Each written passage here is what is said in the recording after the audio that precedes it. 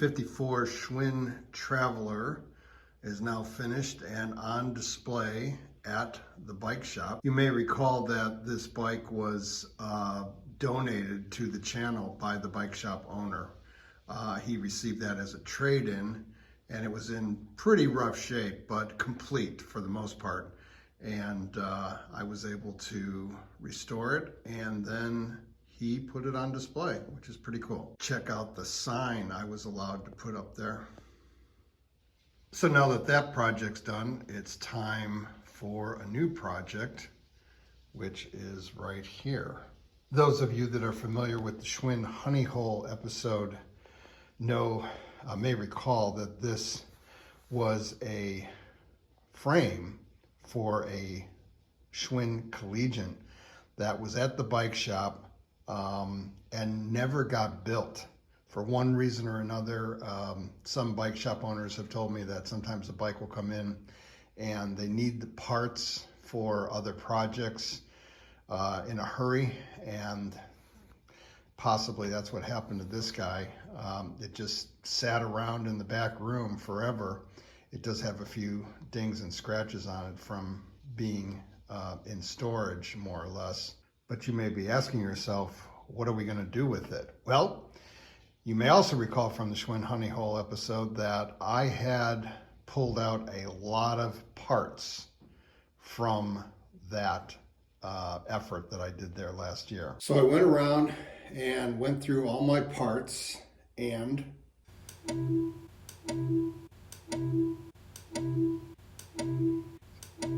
so I decided, why not just build a Schwinn?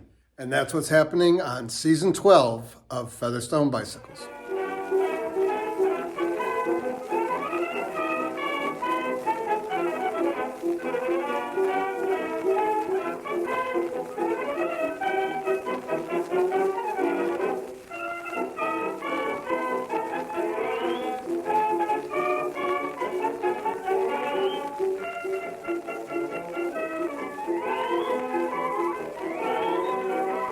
We've got some detective work to do on this bike, but before we do that, let's tear the rest of this bike down from the frame.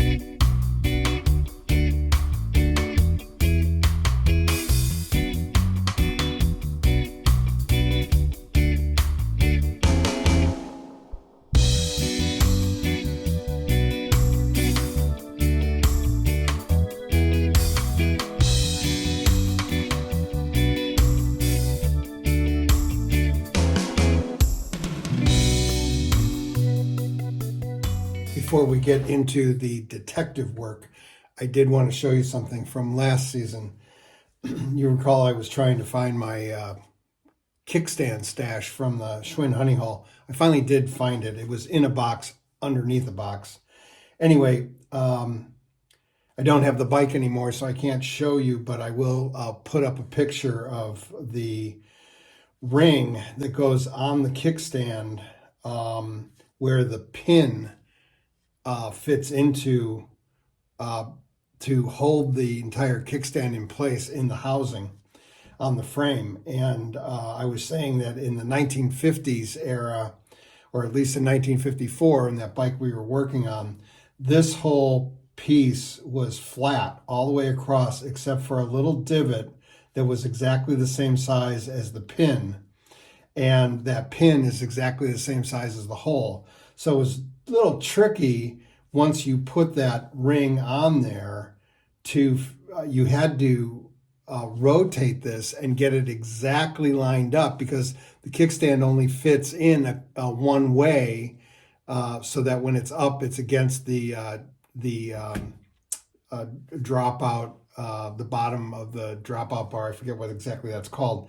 Anyway, and then when you kick it down, it's, perpendicular to the bike so that the kickstand serves its purpose. But you got to get that ring, because of that, you got to get that ring exactly right, so that hole exactly lines, that divot in here exactly lines up with the hole in the housing, so that you can put the pin all the way through.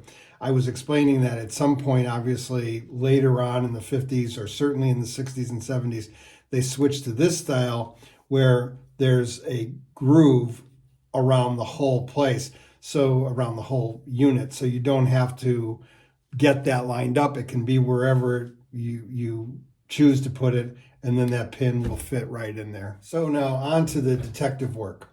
Thanks to the nice folks at bikehistory.org, we're able to look at the 1979 Schwinn catalog and see exactly what models the Schwinn Collegiate came. In 1979, Schwinn had two different versions of the Collegiate.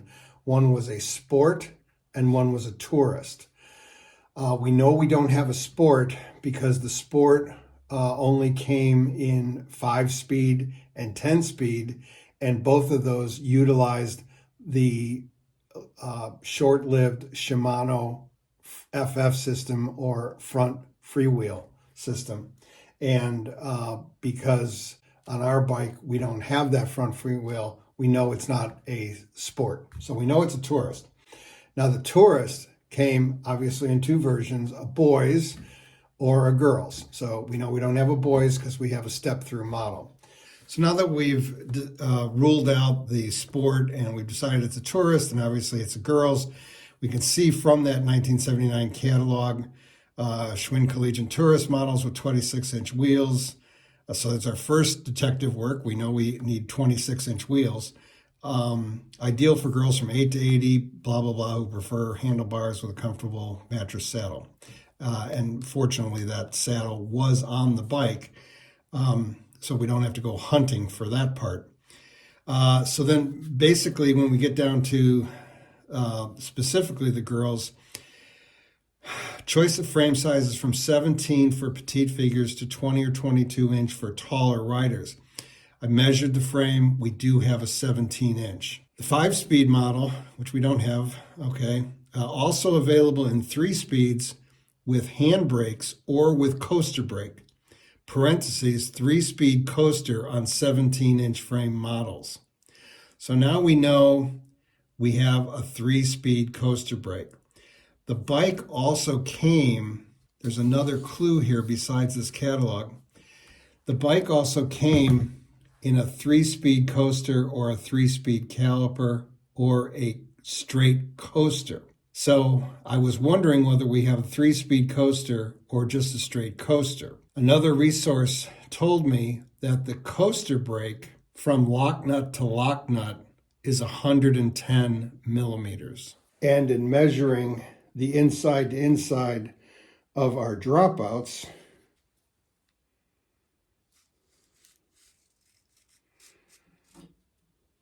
$116.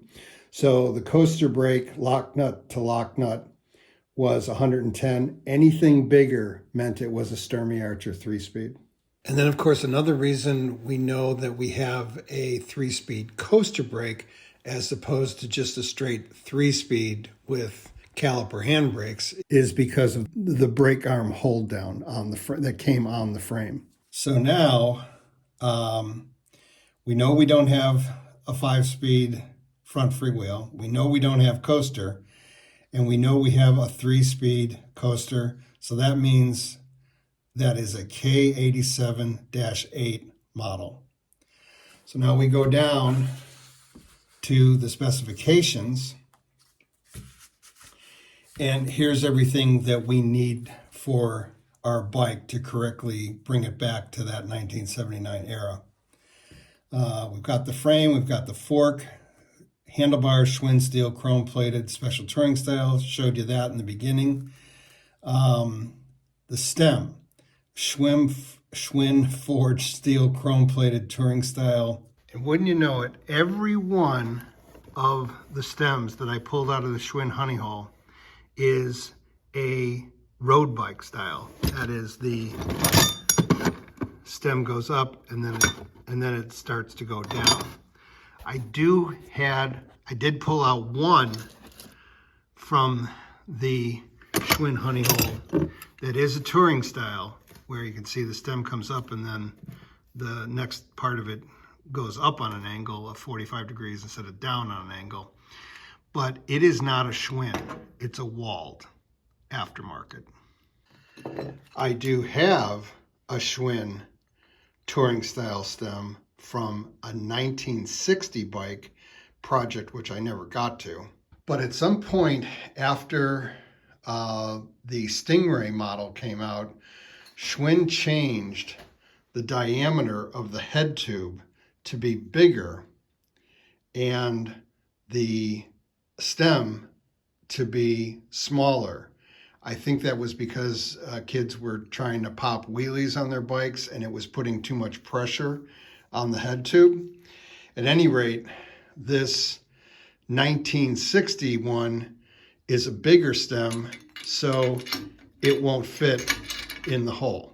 So I have a choice of either using the aftermarket Wald, and it's in good shape, but it does have those little hash marks on there, whatever you want to call it, which is definitely different than what the Schwinn one looks like, which is just all smooth. Or I conveniently have a stash of bikes that I've worked on and have not been able to sell. And one of them, if you recall from a few seasons ago, is a Schwinn Collegiate, and it does have that stem. So I could pilfer it off of this bike and then at some point just try to find one in the future at a bike shop or online. Okay, so back to our specifications. Saddle, we know we have. Crankset, we have. Freewheel, there's none on our model K87-8, obviously. Chain, we have. Hubs, we don't have. The front is a Schwinn approved Maillard alloy small flange. I was able to pull one of those out of my stash from the Honeyhole. And then the rear is a Sturmey Archer S3C 3-speed hub with a coaster brake. And of all the 3-speed hubs I pulled out of the Schwinn Honeyhole, only one had a coaster brake, and it is an S3C model. So we lucked out there. Front and rear derailleur, none. Obviously, shifting levers is the Sturmey Archer handlebar trigger control, which we do have from our stash. Let me come back to the brakes at the end. The rims, Schwinn tubular steel chrome plated, 26 by 1 1/4. EA1, my friend Mike at the bike shop said he thinks that indicated that was it was a Schwinn S6 model, which will be important when we go to buy the tires. The tires are gum walls, 26 by 1 1/4, spokes, pedals, Schwinn approved Union rubber block. Now I'm assuming, because this other Collegiate that I have is 1980 or 1981, something like that, that what we're talking about is this style of pedal, where there is, a grid pattern on here, but it's very slight. And of all the pedals that I pulled out of the Schwinn Honeyhole, the only ones that I could find that were Schwinn approved and had rubber blocks were these. I think this is clearly from either an earlier bike year or whatever, but they are Schwinn approved, and they are rubber blocks. So we're going to go with these. And they do fit on the cranks, which was obviously the most important part. Schwinn built-in kickstand, color, sky blue, black sable, emerald green. Obviously ours is black sable, and the weight is irrelevant. Let's go back to the brakes. So we know that the Sturmey Archer coaster brake on the K87-8, Schwinn approved alloy side pull calipers on other models, but it's this first part that I'm interested in, which says Schwinn approved side pull caliper. So they don't really say whether or not that if you got the Sturmey Archer coaster brake, or just maybe the straight coaster brake, did you still have a front brake that was a caliper? But since we have caliper brakes from the Schwinn Honeyhole, and we have levers and cables and cable housing, why not, use it? Since 75% of your stopping power in any vehicle is on the front wheels. And there is a hole here in the fork for you to put the brake bolt through.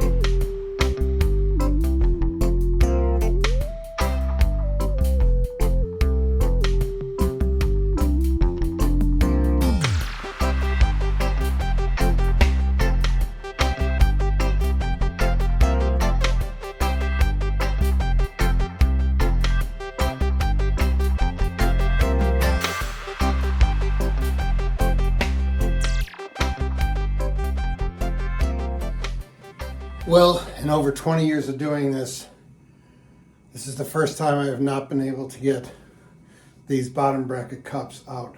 I mean, I've really whacked on it. I'm going to let it soak and give it a shot again before I film the next episode for next week. But for right now, they have defeated me.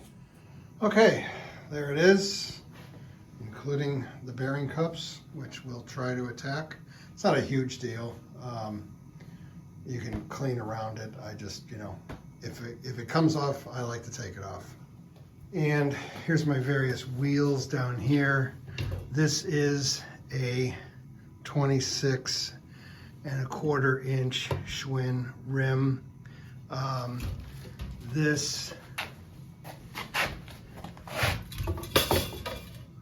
This was when I thought it was just going to be a coaster brake, so we can put that away. And then this is another 26¼ rim rear, but obviously you can see it was for a freewheel, which is still on there. So I had to take all that off and then use this rim, but with that Sturmey Archer hub, it's going to be bigger, so I'm going to have to get out of the stash some shorter spokes. And then here's the parts shelf with everything that's going to be cleaned up and rejuvenated over the coming episode. So that's going to do it for this episode. Thanks for sticking with me, and I hope to see you next time on Featherstone Bicycles.